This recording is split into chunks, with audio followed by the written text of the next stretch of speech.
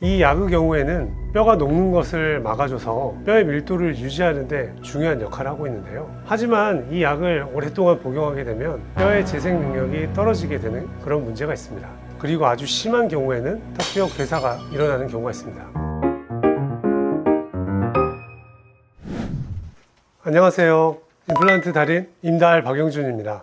골다공증 약을 복용하고 있는데 임플란트를 할 수 있냐고 물어보시는 환자분들이 굉장히 많은데요. 사실 60대 이상의 환자분에서, 특히 여성 환자분에서 골다공증 약을 먹는 경우가 굉장히 많죠. 인터넷에 보면 골다공증 약을 먹고 있으면 이때 이를 빼거나 임플란트를 했을 때 턱뼈가 썩는다는 그런 무서운 얘기들이 많이 돌아다니는 경우가 있는데요. 이러한 소문 때문에 많은 분들이 임플란트 치료를 미루시고 또 몇 년간 방치하는 경우도 많습니다. 오늘은 제가 치과에서 골다공증 약을 먹고 있는 환자분들에게 어떻게 안전하게 임플란트를 치료하는지에 대해서 자세하게 설명을 해드리도록 하겠습니다.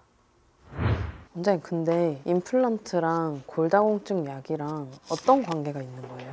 골다공증 치료제로 대표적인 약물이 비스포스포네이트라고 하는 약물인데요. 이 약물의 경우에는 뼈의 흡수 속도를 늦춰주고 재생 속도를 늘려주게 됩니다. 이 약의 경우에는 뼈가 녹는 것을 막아줘서 뼈의 밀도를 유지하는 데 중요한 역할을 하고 있는데요. 하지만 이 약을 오랫동안 복용하게 되면 뼈의 재생 능력이 떨어지게 되는 그런 문제가 있습니다. 즉, 뼈가 다시 새로 만들어지는 능력이 저하되는 거죠. 이 상태에서 이를 뽑거나 임플란트를 하게 되면 뼈가 아무는 속도가 늦고 염증이 발생하는 경우가 있거든요. 그리고 아주 심한 경우에는 턱뼈 괴사가 일어나는 경우가 있습니다. 그렇다고 모든 골다공증 약이 다 위험한 것은 아닙니다. 환자분들의 복용 형태와 기간에 따라서 그 위험도가 굉장히 많이 달라지게 되는데요. 일반적으로 먹는 약의 경우에는 부작용이 낮은 경우가 많고요. 주사제의 경우가 부작용이 더 높은 경우가 많습니다. 그리고 복용하신 지 3년 이내의 경우에는 부작용이 발생할 가능성이 훨씬 낮게 되고요. 3년, 5년 이상의 아주 장기 복용을 하시는 경우에 부작용의 가능성이 조금 더 높습니다. 그리고 일반적으로 골다공증 약을 복용하시면서 스테로이드제를 같이 복용하시는 경우에 그 부작용의 가능성이 조금 더 높아지는 경향이 있습니다. 따라서 임플란트 치료를 받으실 때 골다공증 치료를 받으신다면 어떻게 약을 복용하고 계시는지, 그 치료 기간은 얼마나 되는지, 그리고 주사제를 맞고 있지는 않으신지, 약의 이름은 무엇인지까지 정확하게 말씀을 해주시는 게 중요하다고 할 수 있습니다. 치료를 받고 있다고 해서 치료를 할 수 없다는 절대 아닙니다. 제가 어떤 프로토콜로 안전하게 치료를 하고 있는지 설명을 드리겠습니다.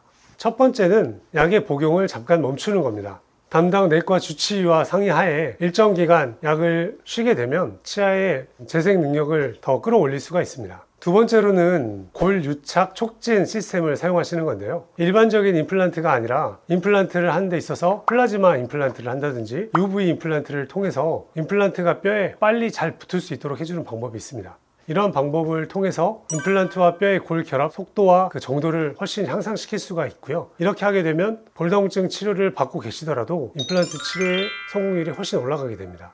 세 번째는 철저한 사후 관리인데요. 충분한 항생제의 사용과 소독으로 감염과 염증을 예방하는 방법을 이용하게 되면 환자분의 치료 성공률을 훨씬 높일 수가 있고요. 특히 수술하고 나서 2, 3주 정도가 가장 중요한 시기라고 할 수가 있겠습니다. 필요에 따라서는 BMP나 PDRN 등을 사용해서 치아의 재생 능력을 올리는 방법도 있는데요. 환자분의 상태에 따라 이러한 추가적인 시술을 진행하기도 합니다. 골다공증 환자의 치과 치료는 치과 의사 혼자만의 치료 영역이 아닙니다. 치과 의사, 내과 의사, 그리고 환자분, 이 3명의 협진이 이루어져야 성공적인 치료가 이루어질 수가 있고요. 환자분께서 치과에 오신다면 복용하고 있는 약의 이름, 치료 기간, 그리고 주사제의 사용 여부 등을 말씀을 해주시는 게 좋습니다. 또한 임플란트 치료 계획이 있으시다면 치료받고 계시는 내과 선생님께도 이 사실을 알려주시고요. 내과 선생님과 협진이 이루어지게 된다면 훨씬 더 안전하고 성공적인 치료 결과를 얻을 수가 있습니다.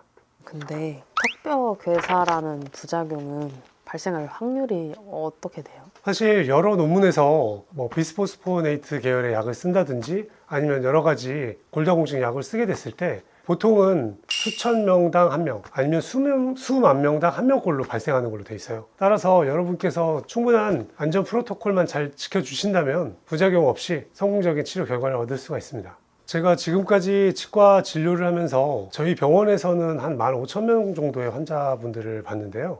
제 기억으로는 이런 골괴사가 있으셨던 분이 한 3, 4명 정도 있으셨던 것 같아요. 근데 그 환자분들도 발생을 했다고 해서 치료를 못하는 건 아니었고요. 적절한 치료를 통해서 안전한 임플란트 치료를 다 마무리를 잘 해드렸습니다. 턱뼈 괴사라는 단어가 굉장히 무섭게 들리실 텐데요. 하지만 사실 골다공증은 치료를 포기해야 될 이유가 아니라 오히려 치료를 더욱더 신중하게 해야 될 이유라고 볼 수가 있겠습니다. 경험이 풍부한 치과 의사와 안전한 프로토콜을 시행한다면 충분히 안전하게 임플란트를 시행하실 수 있으니 너무 걱정 마시고요. 치과 의사와 충분한 상담을 받으시기를 바라겠습니다. 오늘도 도움이 되셨다면 구독과 좋아요 부탁드리고요. 더 좋은 영상으로 다음에 또 찾아뵙도록 하겠습니다. 안녕히 계세요.